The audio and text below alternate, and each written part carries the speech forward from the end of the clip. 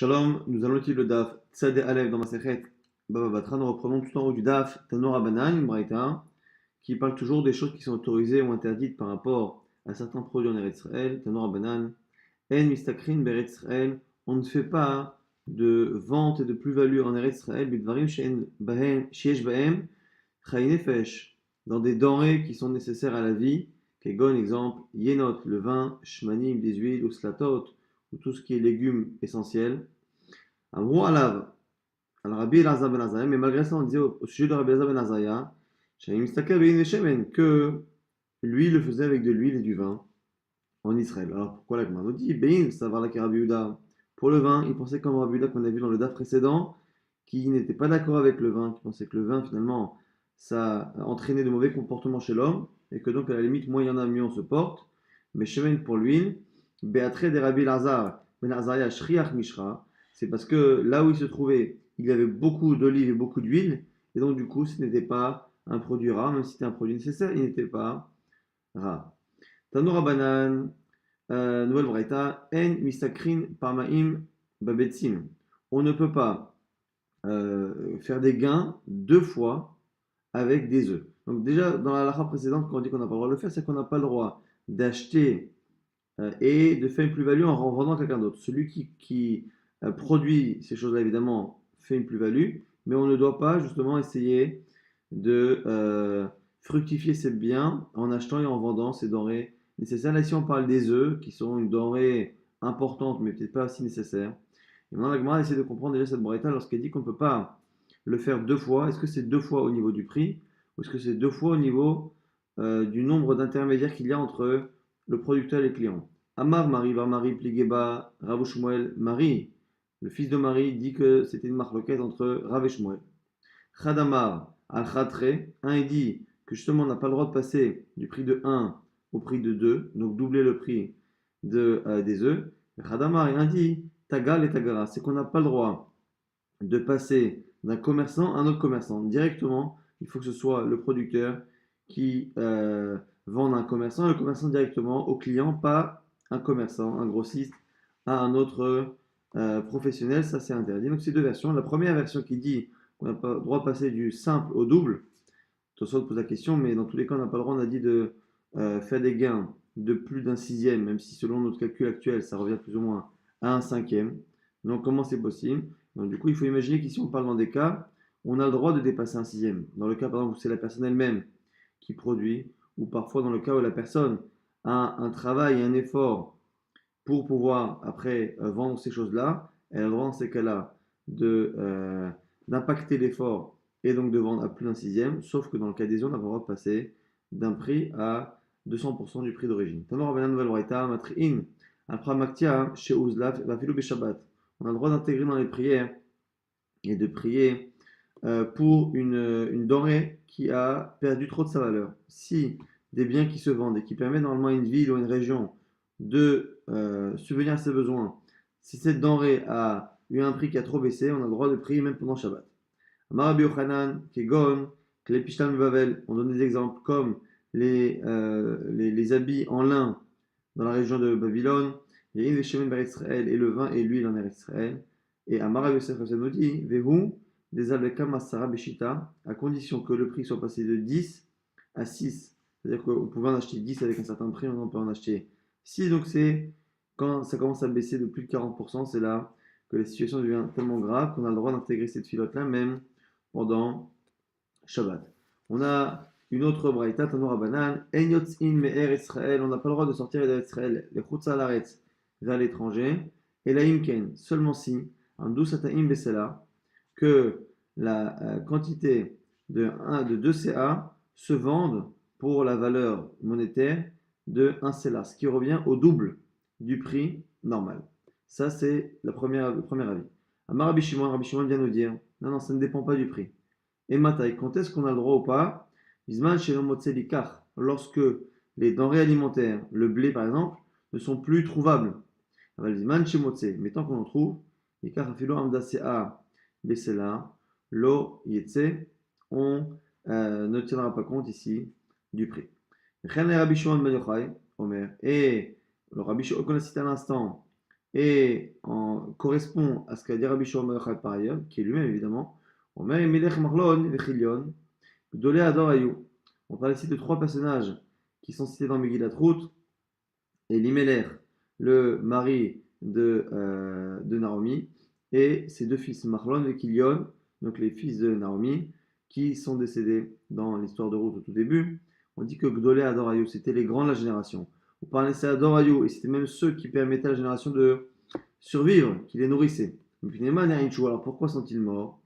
Parce qu'ils sont sortis d'Eretz Israël, vers Chutzalaret, et chez Neymar, comme c'est marqué, lorsque Ruth est revenue en Eretz Israël, après qu'elle ait quitté Eretz Israël et que son mari et ses deux fils soient morts, Vatehom kola'ir alehem, Vatoma, toute la ville s'est étonnée à leurs propos et a dit la ville, Azot Naomi, est-ce que ici c'est Naomi? Dit Rabbi Yitzhak, Amar Rabbi Yitzhak, Amrou, de là on voit qu'ils ont dit, Chazitem Naomi, regardez Naomi, Shiatztam Eretz Israël, Chutzalaret, Ma'atala, regardez, celle qui est sortie d'Eretz Israël, regardez comment elle est devenue. En gros, elle était méconnaissable. Elle est partie riche et bien, elle est revenue dans une situation délicate. C'est ce que dit Rabbi Yitzhak et ça confirme ce que dit Rabbi Shimon Bar Yochai, qu'il n'avait pas le droit de sortir d'Eretz Israël. Amar Rabbi Yitzhak, Otoyom, Batarut Amoavial Eretz Israël, le jour où Naomi est revenue d'Eretz Israël, donc sans son mari, sans ses deux fils, mais avec Ruth, sa belle-fille qui s'est convertie, s'est attachée à elle, Metaishto Shel Boraz, la femme de Boraz est morte. Et Boaz, c'est celui qui va devenir par la suite le mari de Ruth. C'est ce que les gens disent. Ad Deloshachif Shechva, avant même que quelqu'un meure, Kaima Manu Beite, la personne qui va s'occuper de sa maison est déjà existante. C'est-à-dire que non seulement lorsque Ruth va devoir se marier avec Boaz, sa femme va mourir, mais avant même, dès que Ruth met les pieds en Eretz Israël, Akadosh Baruch Hu laisse la place à cette personne. Amar Ravuna Amarav. Donc ici, on va voir quelques enseignements de Rabba Baravuna qui citera. Le premier, c'est Itzan Zeboaz, un personnage qui est cité dans le Nar qui s'appelle Itzan, qui est un chauffette qui a régné, un juge qui a régné sur l'armée Israël pendant 7 ans. Ce Itzan, c'est le même Boaz, qui est un cousin éloigné du mari de Naomi et qui a épousé Ruth, comme on le connaît, comme on le sait dans la fin de la Megillah. Maïka Mashman, m'a dit alors, qu'est-ce que ça nous fait? Pourquoi me dire que Itzan et Boaz sont la même personne? Pour me dire, qui est Dar de Rabba Baravuna, pour apprendre cette autre chose de Rabba Baravuna. Deama Rabba Baravuna Amara, car il a dit toujours au nom de Rav, que Me'av Isri Mishtaot, Asa Boaz Lebanav, que Boaz a fait 120 grands festins pour ses enfants. Shinema, dont on le sait, Vahilo, Shloshim Banim ou Shloshim Banot. On savait que Ifsan, donc dont on va apprendre qu'il est Boaz, avait 30 fils et 30 filles. Shilach Achutza, ou Shloshim Banot Evi Levanav. Il a envoyé donc ses filles se marier à 30 hommes et il a amené 30 filles pour les donner en mariage à ses fils. Minachutz, Vaishpot et Israël, Sheva Shanim, c'est marqué là-bas dans le verset, qu'il a régné, jugé le peuple d'Israël pendant 7 ans. Oufra lachat vachat, asashne mishtaot, et pour chacun de ses enfants, il a fait 2 festins. Achad bevet aviv, vechad bevet ramil, une fois chez le père, une fois chez le beau-père. Donc, puisqu'il y a 30 filles, 30 garçons, ça fait 60 enfants. Pour chacun, 2 festins, un à domicile, un à l'extérieur, au Bekoulan, l'ozimet Manoir. Et on nous dit que dans tous ces festins, il n'a pas invité Manoir. Qui est Manoir? Manoir, c'est le père de Shimshon, donc le père d'un grand chauffette. Et il ne l'a pas invité. Pourquoi? En disant Kudna Akara, Bemai Ali. C'est une expression, Kudna, c'est une mule. Cette mule stérile qui n'a pas d'enfant, Bemai Ali, comment va-t-il me rembourser? Donc, alors, il ne faut pas ici croire euh, que Boraz ne voulait pas l'inviter parce qu'il voulait absolument récupérer quelque chose, mais en tout cas, dans l'idée, on voit qu'il ne veut pas inviter Manoir, parce que comme Manoir n'a pas d'enfant, il ne pourra pas l'inviter en retour, hommage ses enfants. Et donc, quelle est la raison? Il y en a qui disent que parce que Manoir, comme c'est marqué dans les Midrashim, Manoir n'était pas quelqu'un qui connaissait la Torah, et qu'on a vu que dans des situations délicates, on ne doit pas donner gratuitement à manger à Amaretz, on a vu il y a quelques semaines, et qui disent que c'est parce qu'il ne voulait pas que Manoir se sente redevable et ne puisse pas lui rendre. En tout cas, ça a été mal pris par Manoir. Tana Avechulan Metu Bechayav.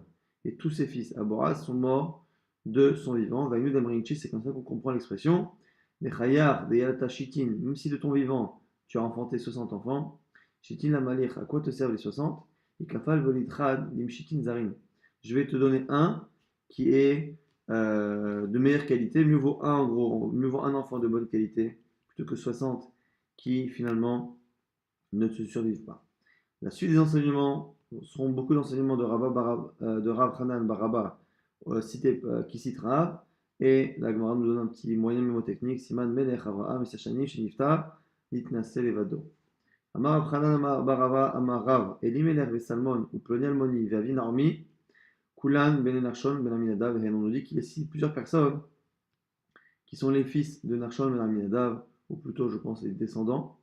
Amar, c'est qui alors? Elimelech, donc Elimelech, on a dit c'est le mari de Naomi. Salmon, Salmon, ça va être le père de Boaz. Plonialmoni, c'est celui qui est en famille avec Elimelech et Boaz et qui était plus proche de Elimelech que ne l'était Boaz et qui était prioritaire dans la mise de Yiboum pour épouser Ruth. Et donc à ce moment-là, on lui a posé la question d'abord s'il voulait faire Yiboum ou pas. Avi Naomi, le père de Naomi. Et tout cela, donc, Kulan ben Narshon, sont des descendants de Narshon ben Aminadav. Alors, il m'a dit, qu'est-ce que ça nous apprend? On nous dit, Shafilou Misheshlos Avot, pour nous dire que, bien qu'ils étaient tous descendants de Narshon ben Aminadav, qui est celui qui est rentré le premier dans la mer, au moment où le Ram Israël était pris en tenaille par Mitzrayim et par la mer Rouge, pour dire que même si on est descendant de lui, qu'on a Avot, le mérite des ancêtres, ça ne suffit pas pour sauver quelqu'un qui quitte Eretz Israël pour aller en Chutz Laaretz. Le Maral explique que c'est parce que le Srutavot fonctionne tant qu'on est en Eretz Israël ou tant qu'en tout cas on ne trahit pas cette terre. Une fois qu'il y a une trahison, ça coupe la personne du Srutavot. Amarav Hanan Barava Amarav, Imed Abraham Amtelai by Karnevu. La mère de Abraham s'appelait Amtelai, fille de Karnevu. Il met des Haman, la mère de Haman, elle s'appelait Amtelai, aussi Amtelai, Baat Orveti, la fille de Orveti. Alors, il dit, si tu veux te rappeler quelle est la différence entre les deux ont le même prénom mais n'ont pas la même mère. Si tu veux te rappeler, rappelle-toi que le nom de la grand-mère d'Abraham, grand-mère maternelle, ça évoque un animal qui est consommable, qui est pur, alors que le nom de la grand-mère de Haman évoque un animal qui n'est pas pur. Tamé, tamé, ce qui est impur est impur. Tahor, tahor. Donc du coup, Haman étant impur, c'est pour ça que sa grand-mère maternelle s'appelle Orefti. Il a chanté Orev, c'est le corbeau, un animal qui n'est pas consommable, alors que la grand-mère de Abraham, la mère de Amtalai, sa mère, s'appelait Carnevo. Carnevo, ça fait allusion au troupeau, au bétail, au mouton, et donc du coup, c'est un animal qui est caché. Il met des David, la mère de David, Nitsevet, bat Adael, Shema, s'appelait Nitsevet, fille de Adael.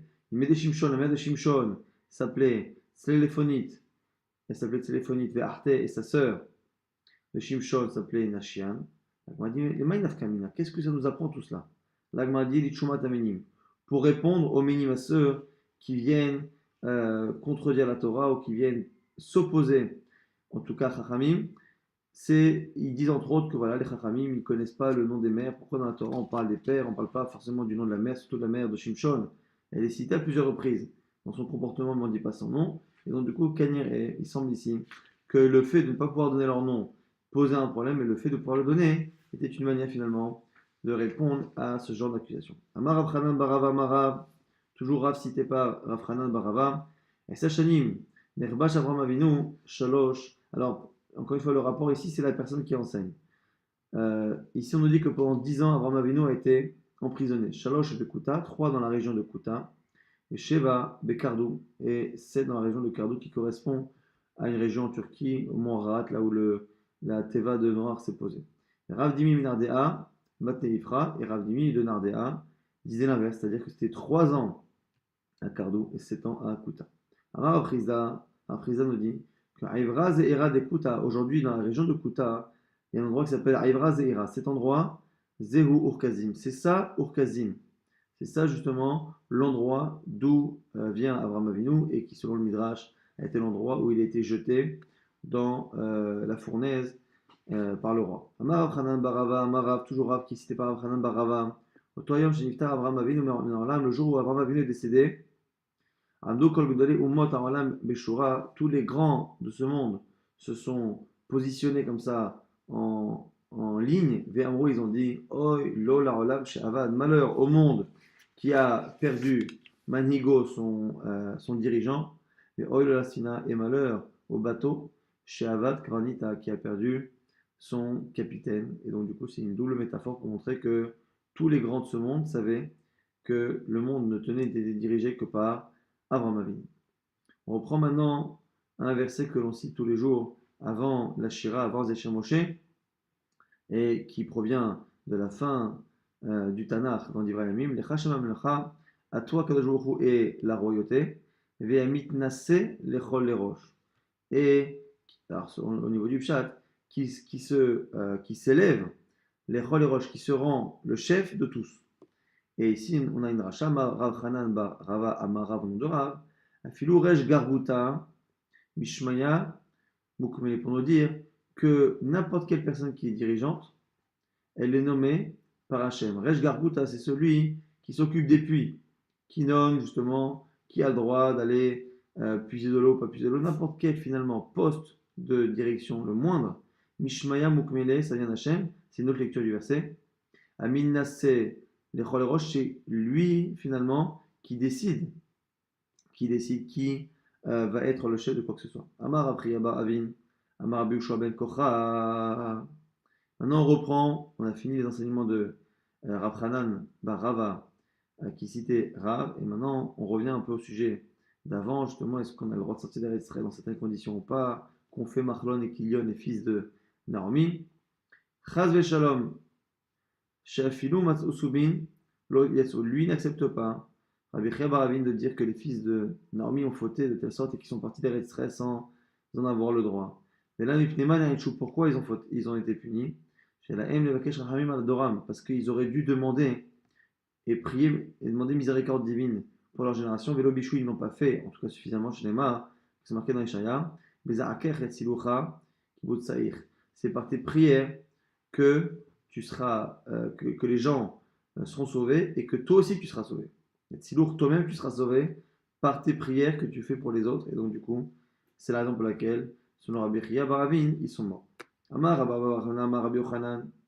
Maintenant, des halachot cités par Rabbi bar Hanan, mais qui cite Rabbi Yochanan. Loshanu est là, Marot Bezol. Quand on dit que on doit rester en Eretz Israël, sauf si les prix, on a dit, des denrées alimentaires, du blé, de la farine ont doublé, c'est quand l'argent est relativement facile à trouver. Au Perot, Beyoke, et à ce moment-là, on parle des fruits, des légumes qui sont chers. Aval Marot Beyoke. Mais si on n'arrive pas à trouver d'argent, c'est-à-dire qu'on n'arrive pas à vendre les biens, on n'arrive pas à travailler, il n'y a pas d'argent,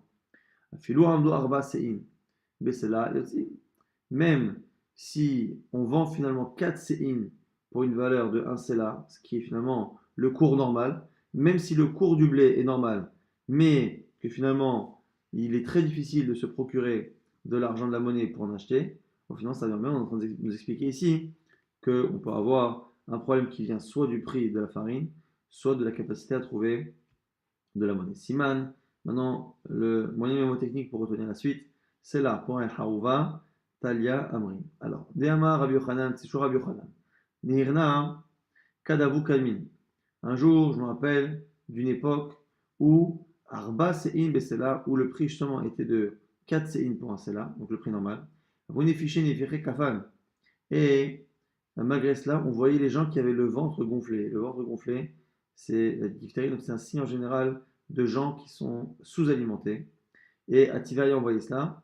Midelet Issa, parce que justement, il n'avait pas la monnaie Issa, donc c'est la monnaie qui était utilisée. Il n'y avait pas d'argent. Donc l'exemple ici de Rabbi Yochanan vient nous rappeler qu'effectivement, on peut très bien avoir une famine alors que l'on a les biens et qui sont vendus à des prix normaux, si encore une fois, les gens sont appauvris, n'ont pas de quoi acheter. Amar Rabbi Yochanan, Nirna, Kad, Lavu, Mitagrin, pour Alia, Liminar, Karta. À une époque, ça vient à la fois nous rappeler que les gens n'avaient pas de quoi manger, et à la fois que le pain, à certains endroits, était très très bon. Les gens, et pour Ali, donc les employés, n'allaient pas travailler à l'est de la ville, mais à l'Arpita Maitin, à cause de l'odeur du pain qu'il y avait là-bas, et qui, alors c'est ce que dit Rabbi Yochanan, que les gens mouraient tellement ils avaient faim, et tellement l'odeur du pain était bonne, ils mouraient s'ils travaillaient là-bas et qu'ils sentaient l'odeur du pain. Amar Rabbi Yochanan, Ina Kanava Bat Sayidu Kaharuva.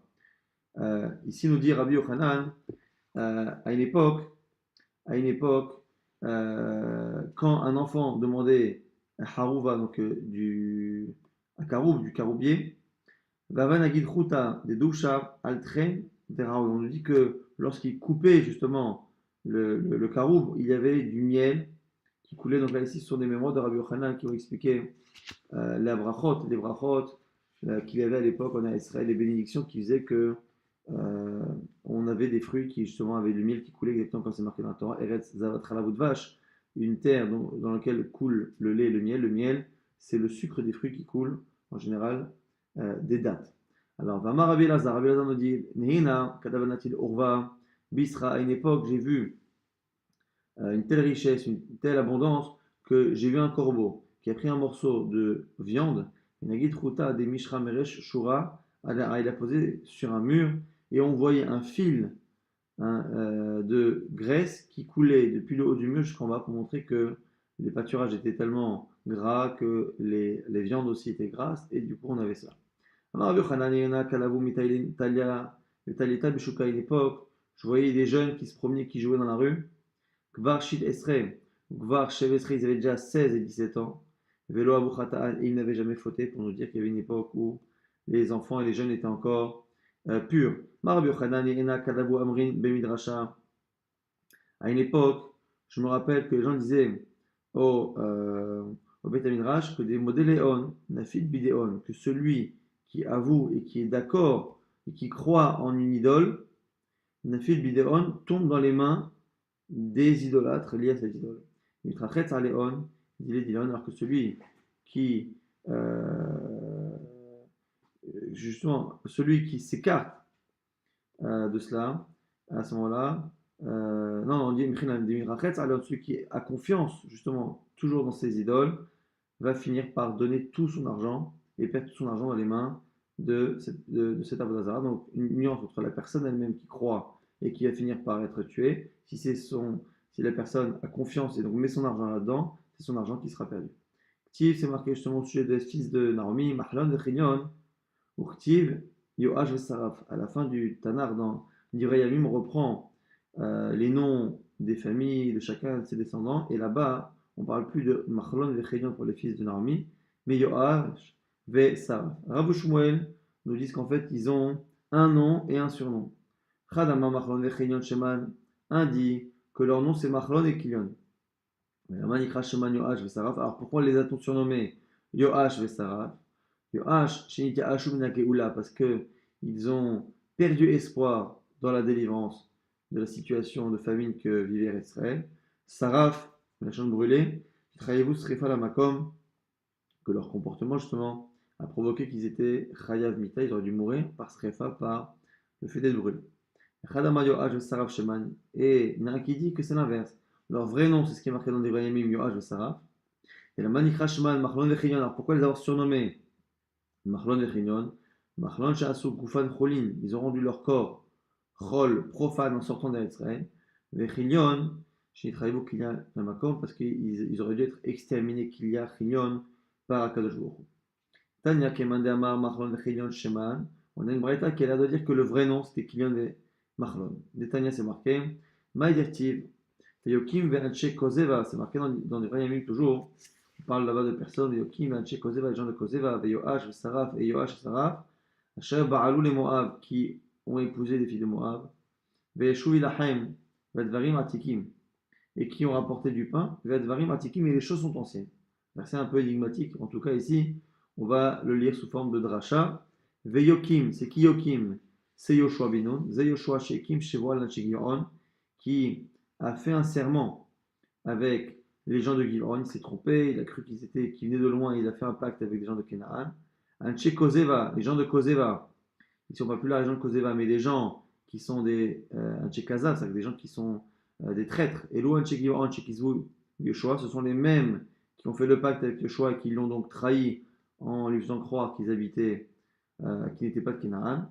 Yoash et Saraf, et les autres Yoash et Saraf qui sont cités en leur nom, Elo Machlon Vechignon, c'est Machlon Vechignon. Et la Manik Rashman, Yoash et Saraf, et pourquoi les avoir nommés comme ça? Yoash, Shiniti Ashum Nageula, les mêmes expressions qu'on a vues tout à l'heure, c'est-à-dire Yoash parce qu'ils ont perdu espoir en la délivrance, Sarah, Shechayelu, Srefa Lamakom, ils étaient Chayav, Srefa, ils auraient dû être brûlés par Akadosh Baruch Hu. Asher Ba'alou les Moab. Asher Ba'alou les Moab, ici chez Nas'ou Nassim Moabiot, qu'ils ont épousé des filles Moab, et donc Ba'alou, ils ont eu des relations avec Moab. Et Shouvi Lachem, et ils ont ramené le pain, Zorut à Moavia, c'est une allusion ici à Ruth, à Moavia, chez Shava, Benidbeka, Bethlehem, Yehuda, qui a quitté son pays pour venir s'attacher à la ville de Bethlehem. Ici, Lachem, c'est une allusion à Bethlehem. Devarim Atikim, et les choses sont anciennes, c'est que Advarim Alalut, ce qu'on a dit, Atik, Yomaya, Amaran, c'est celui qui est le plus ancien, c'est un Kadosh Baruch Hu qui les a dites. Directif, quand c'est marqué, Matsati David Avdi, j'ai trouvé David mon serviteur, et d'où on sait que dès le départ c'était prévu, et qu'Hachem avait prévu ça depuis même avant route, quand c'est marqué Ortiv, Shine Benotecha Nimtsaot, lorsque bien avant Lot reçoit les anges, et les anges lui disent de quitter, il lui dit prends avec toi les deux filles à Nimtsaot que l'on trouve, qui se trouvent là, l'expression Nimtsaot, est une allusion à David Ameler, qui sera le descendant de ces filles-là, puisque ces filles-là vont finalement donner Moab, et Moab va donner Ruth, et Ruth va donner finalement David Ameler. Et donc, c'est une allusion au fait que dès le départ, Kadosh Baruch Hu avait vu Ruth et David qui allaient venir des filles de Lot, et les avait mis de côté, entre guillemets, les avait sauvés pour cela. Hem Mayotzrim Yoshvin Etaim Ugdera, c'est marqué là-bas dans d'Ibrahim, toujours la suite. Emma Yotzrim, ce sont eux les créateurs. Veyoshve Netaim, ceux qui plantent des arbres et des vergers. Emma Melech, Vemilarto Yashvu Sham, et avec le roi, ils se sont installés là-bas. Emma Yotzrim, ici encore une fois on a une dracha. C'est qui les Yotzrim? Ceux qui ont créé. Et Lubni Yonadav Ben Rachav, Shinatzru, Shevoat, Aviem, ce sont les fils de Yonadav Ben Rachav qui ont accompli et qui ont gardé le serment de leur père. Yoshve Netaim, ceux qui plantent des arbres, Zeshlomo, c'est une allusion au roi Salomon, Shlomen Etiav et Malchuto, qui ressemble, dont la royauté ressemble finalement à un arbre qui est planté, donc qui est solide. Ça fait référence à toute la paix et toute la richesse du royaume de Salomon. Ou Gdera, c'est quoi Gdera? Gdera, c'est une barrière. Zao Sanhedrin, c'est le Sanhedrin. Chez Gadrou, Pirtsotehem, chez Israël, qui sont là pour mettre des barrières justement pour Israël. Avec le roi, ils ont vécu là-bas. Zorut Amoavia, c'est une allusion à Ruth. Sheraata B'malchut Shlomo, qui a eu la chance de voir la royauté de Shlomo, Ben Beno Shel Ben Bena, qui est le petit-fils de son petit-fils. Chez nous, quand c'est marqué, Sem qui s'est l'aim Ameler, qu'il a fait un trône, une chaise pour la mère du roi. Et là-bas, on dit Vamar Rabbi Elazar, c'est pas la mère du roi.